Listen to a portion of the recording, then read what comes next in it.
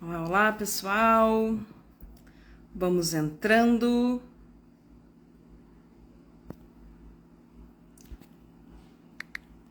Vamos chamando as nossas professoras.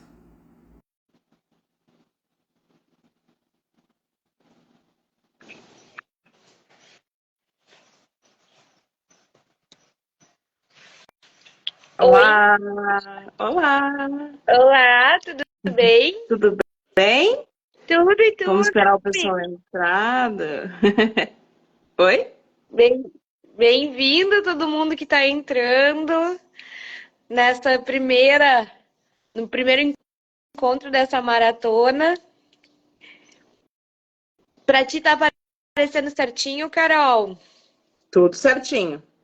Tá, pra mim tu não tá aparecendo, mas eu sei que tu tá aí. Eu Então, pra estou. garantir, vou ficar assim. Tudo bem, gente? Como é que estão? Vamos agora dar início, esperando a Mari entrar, para a gente dar início à nossa maratona. Vejo bastante gente entrando.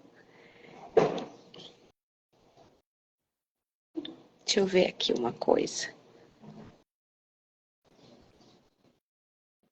Estou enviando aqui para o pessoal ir entrando. A gente vai dar uns minutinhos para ninguém perder nada desse nosso primeiro encontro, dessa maratona que vai ser essa semana.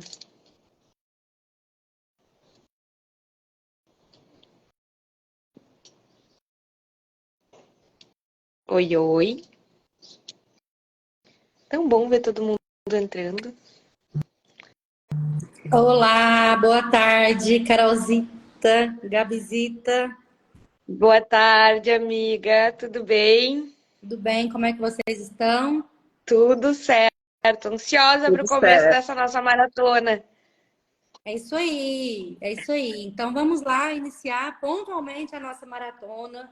É importante que vocês saibam que só quem está inscrito na nossa maratona, essa live ela não vai ficar gravada, mas só as inscritas vão receber então os vídeos das 5 aulas que nós vamos oferecer aqui para vocês dessa grande maratona, que significa a gente tratar sobre as 5 principais alterações legislativas que tivemos ao longo de 2023 no que diz respeito aos direitos das mulheres e crianças.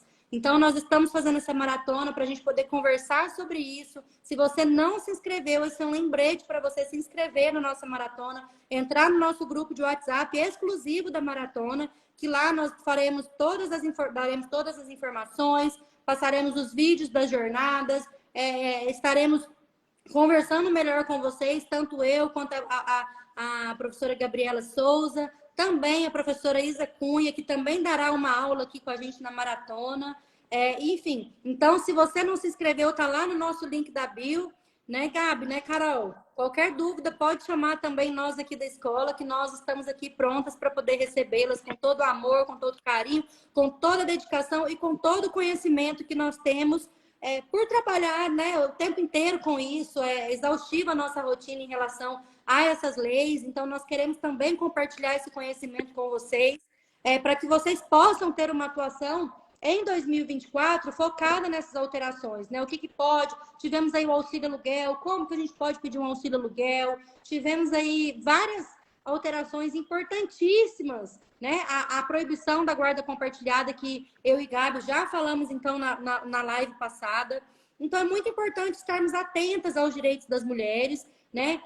Porque muito embora nós há algumas ressalvas em relação a algumas alterações legislativas, justamente porque é muito penoso conquistá-las, né? Então a gente fica às vezes com receio de alguma alteração ou outra. Então é importante que falemos sobre isso também, né, Gabi? A Lei Maria da Penha ela foi alterada desde a sua promulgação diversas vezes. Tem algumas alterações que a gente não concorda, justamente porque a prática não é o que diz o que algumas alterações propõem. Então, é muito importante ficarmos atentas em relação a isso, né? Então, traremos essas nuances para vocês, traremos todas essas perspectivas também durante aí essa maratona, não é mesmo, Gabi?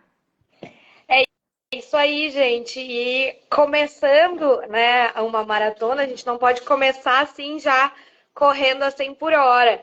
A ideia desse nosso encontro de hoje é a gente falar sobre a importância de alterações legislativas para as mulheres terem perspectivas de gênero.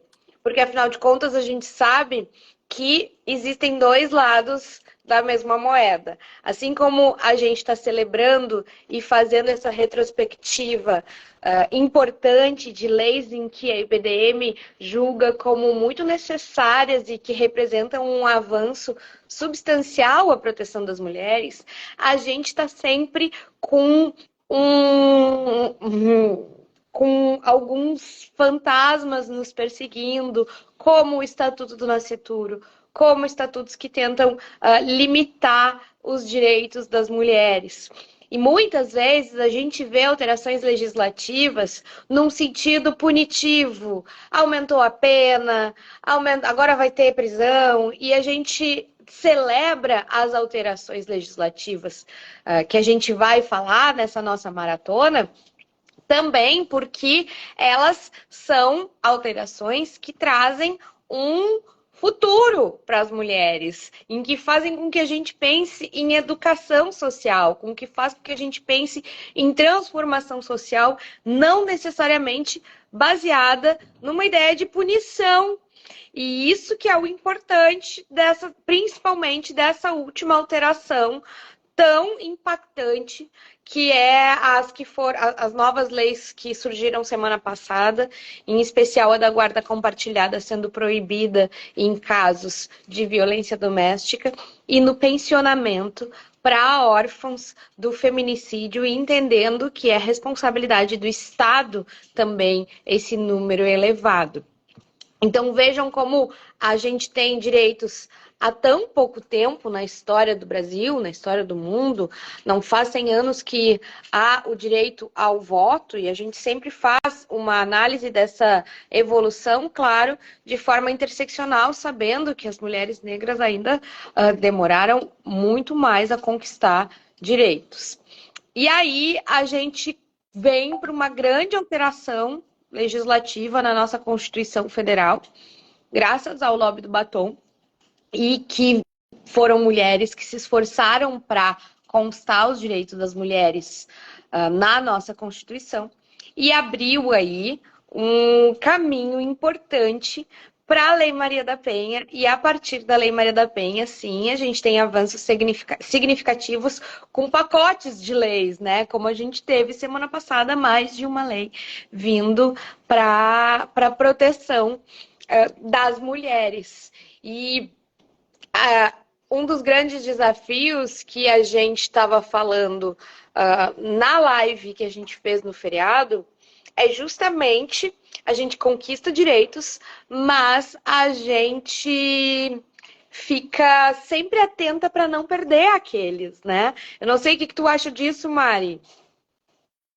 Eu acho importante a gente tratar um pouco dessas questões legislativas com esse olhar e esse viés do nosso passado, né? Justamente porque senão obviamente, a gente não vai entender a proposição daquela alteração, né? Como, por exemplo, foi a alteração da guarda compartilhada, da imposição da guarda compartilhada. Nós vimos de tudo nessa internet, gente, tudo. Desde que a guarda compartilhada foi revogada, que não existe mais guarda compartilhada, até de que vai precisar de estudo social e etc. E nós fizemos uma análise bem minuciosa, trazendo uma perspectiva de gênero em relação a ela, porque a gente conhece muito bem a história do direito das mulheres, né? E aí, a gente conhecendo toda essa história, como a Gabi trouxe, do lobby do batom, da primeira alteração legislativa que tivemos, graças ao lobby do batom, que foi na nossa Constituição Federal, quando trouxeram ali, então, a igualdade de direitos. E aí a gente, ao longo da nossa trajetória como advogada, quando você vai, de fato, atuar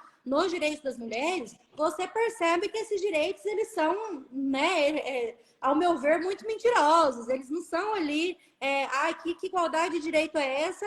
Quando a mulher precisa sair para trabalhar, deixando seus filhos, e muitas das vezes deixa seus filhos para voltar ao trabalho, por exemplo, muitas das vezes são mandadas embora em pleno ainda puerpério.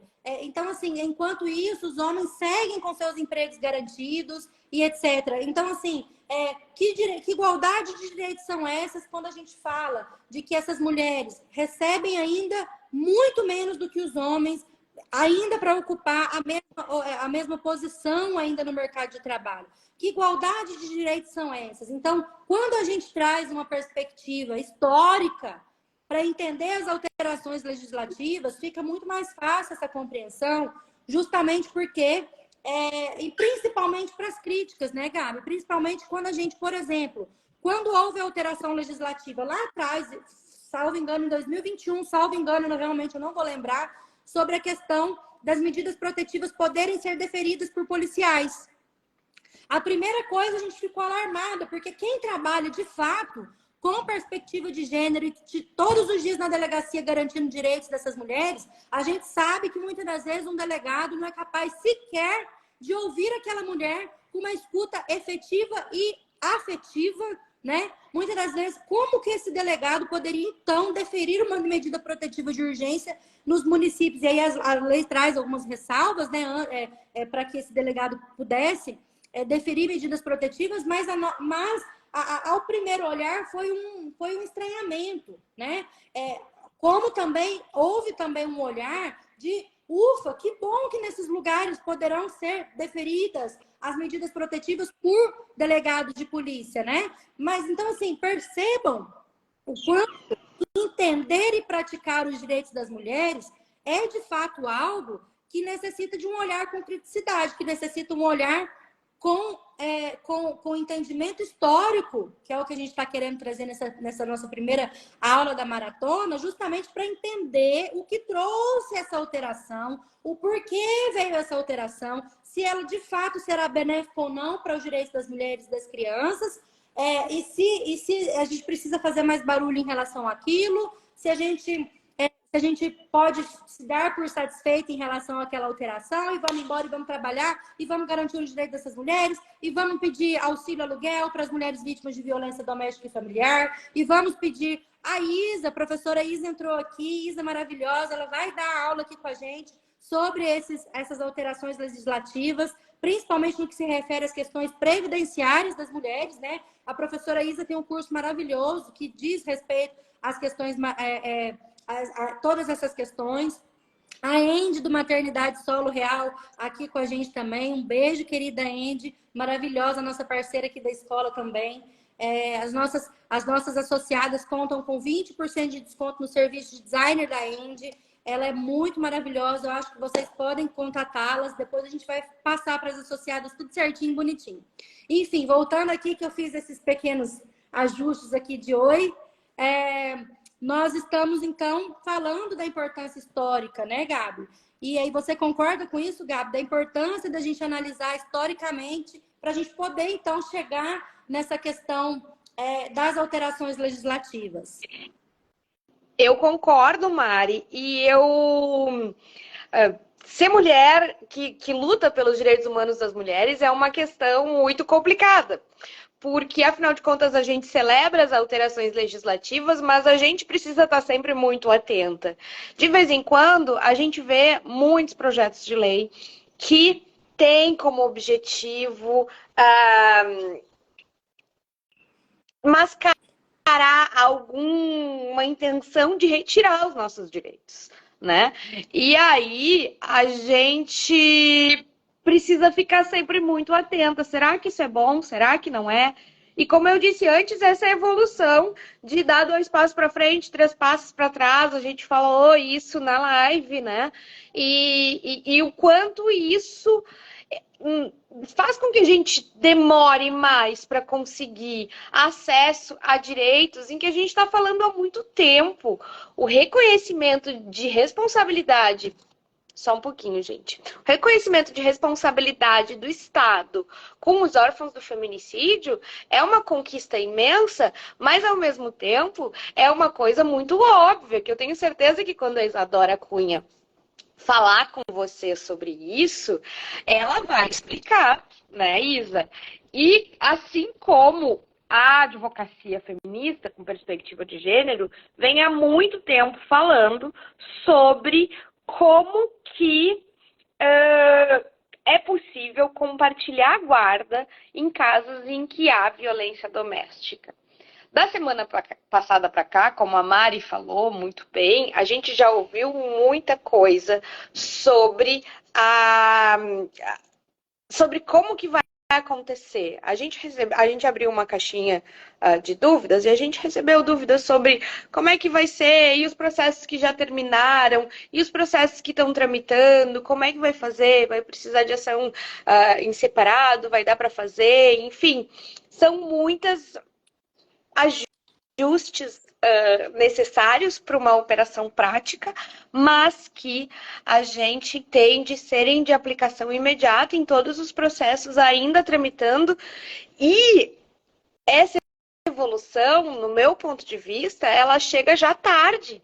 Ela chega, claro, para fazer uma resposta necessária a esse, também como uma questão de impacto, né, num país tão violento, mas ela chega já atrasada, gente, porque isso já era para estar acontecendo há muito tempo. A guarda compartilhada obrigatória para casos de violência doméstica é uma forma de violência contra as mulheres que estão ali se vendo obrigadas a compartilhar a guarda com um homem que lhes agrediu, e isso também é muito prejudicial às crianças.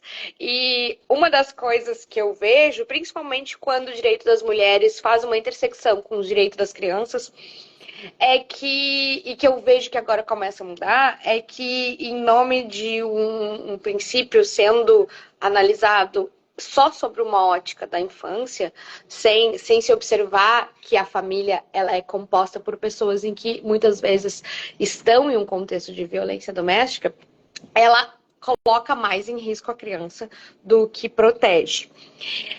E aí, gente, a gente tá falando hoje, nesse nosso primeiro encontro dessa maratona, que vai ser de hoje até sexta-feira. Reservem o horário do almoço para falar com a gente. Reservem esse tempo pra gente conseguir falar um pouquinho. Mas não dá para falar sobre o quanto a gente fica feliz com essas evoluções específicas que aconteceram em 2023, sem a gente lembrar o quanto foi difícil, sem a gente lembrar que, por exemplo, a Lei Maria da Penha teve a sua constitucionalidade questionada. Vejam só, então eu tenho certeza, Mari, me diz aí, que a gente já falou na live, mas eu tenho certeza que a gente vai encontrar uma retranca na aplicação de todas essas leis que estamos celebrando. O que tu acha, Mari?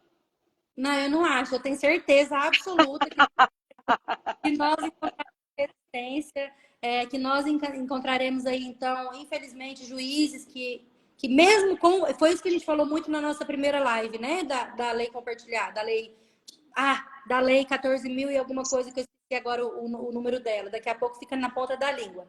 Mas nós falamos muito isso, né? Do quanto, mesmo com o nosso protocolo para julgamento com perspectiva de gênero, feito pelo próprio CNJ, é o CNJ que diz, agora não é mais as doidas da advocacia feminista, né? Agora não é mais lá vem as doidas, é o próprio CNJ que diz, e diga-se, com um grupo de trabalho excepcional de mulheres maravilhosas, de juízas, de promotoras, de desembargadoras, que comporam ali o grupo de trabalho para termos hoje o protocolo para julgamento com perspectiva de gênero. Ainda assim, juízes estão assim, o que é esse protocolo aí? Né? Ainda assim, mesmo com a sua aplicação hoje sendo obrigatória, não é mais uma recomendação. Olha, juiz, recomenda-se julgar com perspectiva de gênero.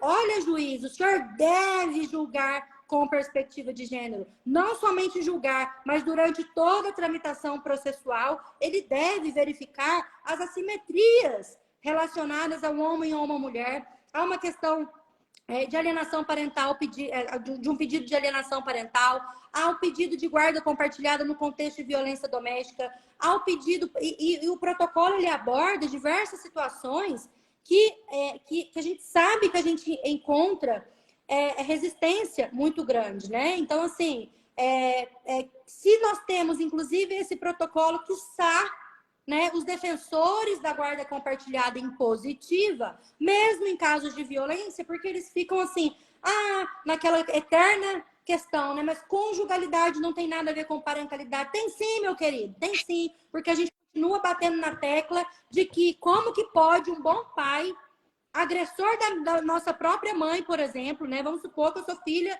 de um pai agressor. Como que eu posso olhar aquele pai que bate na minha mãe, que violenta a minha mãe psicológica, moral, patrimonial, com o mesmo olhar? Então, pere um pouquinho, cada especificidade de cada caso concreto é algo que a gente precisa analisar com muita cautela, com muita sabedoria, com muita perspectiva de gênero.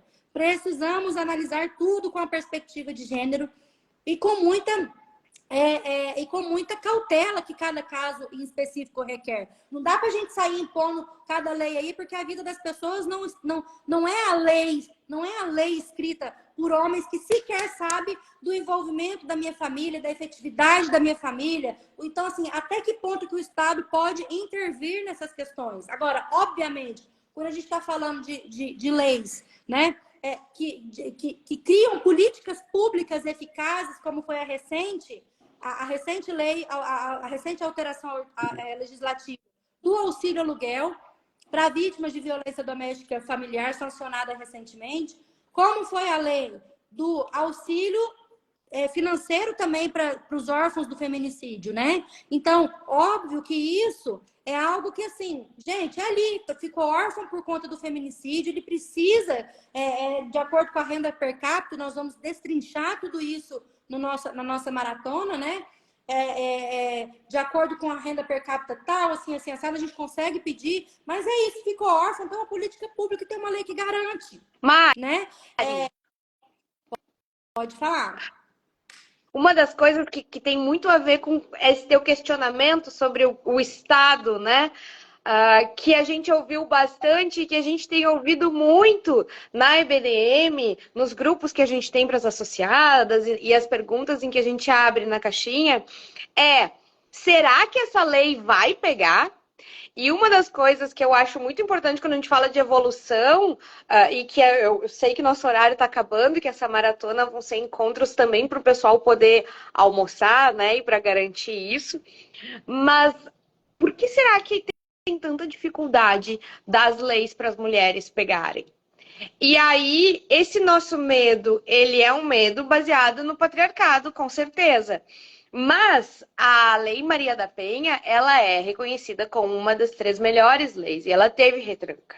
Mas hoje ela é conhecida por 9 em cada 10 mulheres brasileiras. Então vamos lá, a gente vai ter que aplicar essa lei e muito embora agora a gente tenha leis importantes que falem sobre aquilo que a gente está batendo, eu tenho certeza que a gente ainda vai continuar sendo as advogadas feministas e chatas, mas o resultado dessas evoluções legislativas também nos dizem que está valendo a pena a gente bater nessa tecla, né? Porque normalmente a gente cansa muito, nos exaure, a nossa saúde mental fica comprometida, tanto é que eu vou aproveitar também esse momento de maratona para lembrar que a gente agora, no dia 8, tem um encontro só para as advogadas cuidarem de si, se capacitarem. O cuidado que a gente fala tão necessário, foi tema da redação de ontem no Enem, para vocês verem como a gente está aqui só dando os spoilers das coisas que estão acontecendo. Então, escutem